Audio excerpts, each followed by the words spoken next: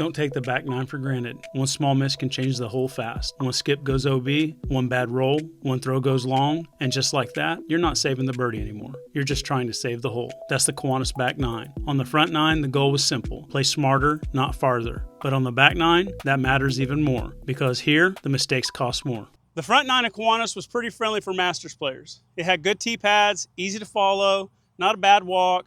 It made you think without beating you up with distance. But the back nine changes things. Now water shows up. And when water and OB come into play, those same decisions matter more. So today we're looking at the Kiwanis back nine through the eyes of a Masters player. Not just how hard it is, but can you play it smart? Can different power levels handle it? And does it reward clean decisions? If you're new here, this is Course Insights. I'm not looking at this course like a 25-year-old player and how they would play it.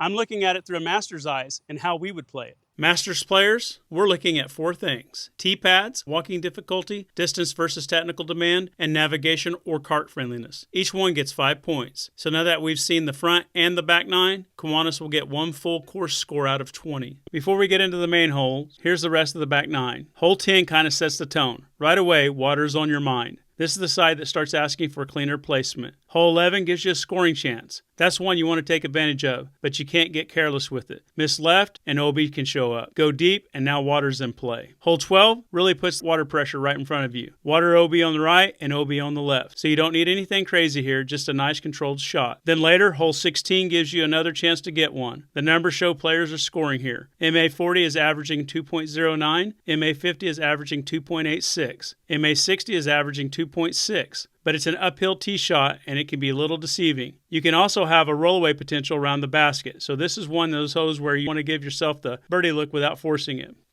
And hole 17 is another one that feels like a must-get birdie. But it's downhill and that makes the OB behind the basket show up quick.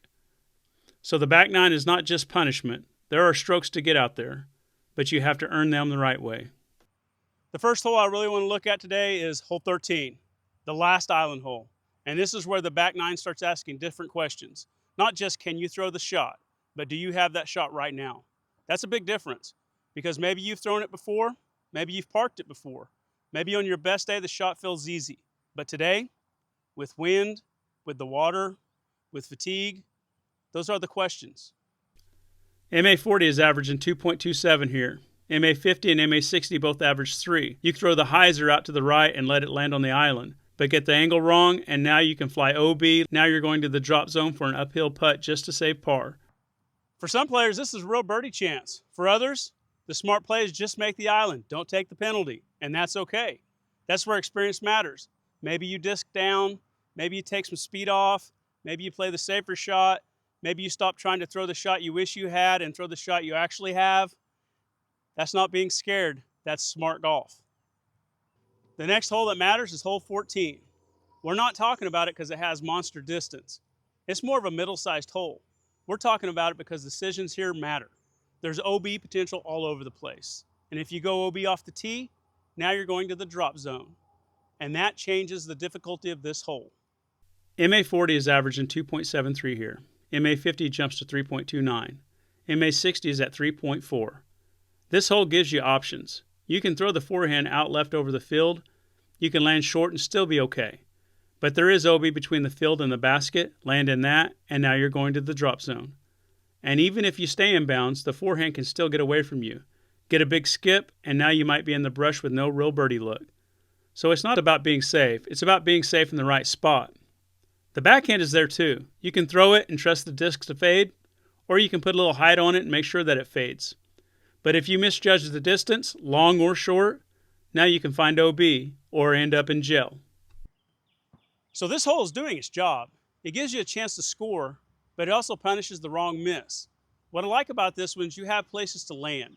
You're not forced to throw some crazy shot just to survive, but you still have to be honest about the miss because there's a difference between landing safe and landing somewhere that still gives you a real birdie chance. You can still be in bounds on this hole and take the birdie out of play. That's the part a lot of players miss. Before I throw this hole, I'm not just asking, can I get close? I'm asking, if I miss, where can I miss and still have a shot? That's Masters golf. Pick the miss before you throw. Don't figure it out after you're already in trouble. Hole 15 is where the disc really has to match the line. This is not a grab your favorite disc and throw it hole. The line matters, the finish matters, the ground play matters. And late in the round, the disc you choose can either keep you in position or bring trouble into play. That's where you have to be honest. Is this the disc that fits the shot? Or is it just a disc I like throwing? Because there's a difference. MA40 is averaging 2.82 here. MA50 is averaging 3.14. MA60 is averaging 3.4. Some of that is power, sure, but a lot of it is decision making too. If the hole is asking for control, don't bring in extra speed just because you can. If the line needs to finish soft, don't throw something that wants to skip. If the miss is on one side, don't pick the disc that naturally wants to go that way. Line first, disc second, that's the point.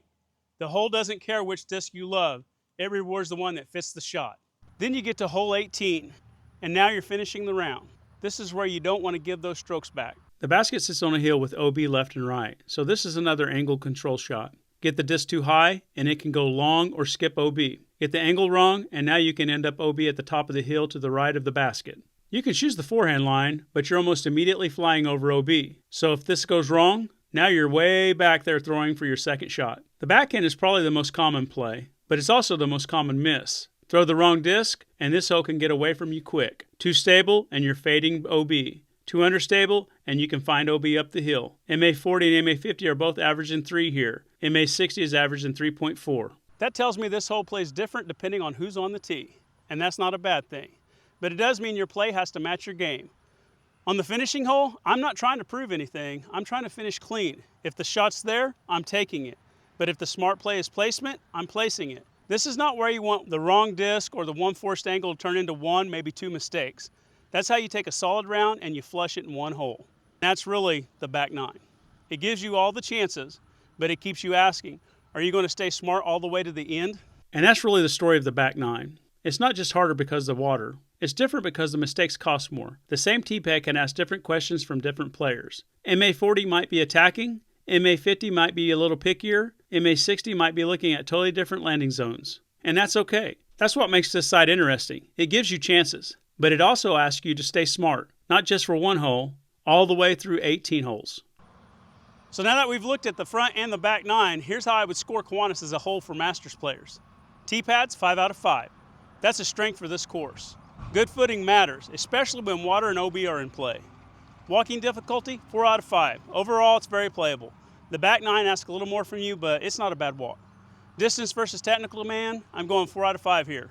It's not just distance. The course gives you options, but the back nine makes the misses matter. I actually like that. Navigation and cart friendliness, 5 out of 5. It's easy to follow, manageable with a cart, and that helps keep the round moving. That gives Kiwanis a full course score of 18 out of 20 for Masters players.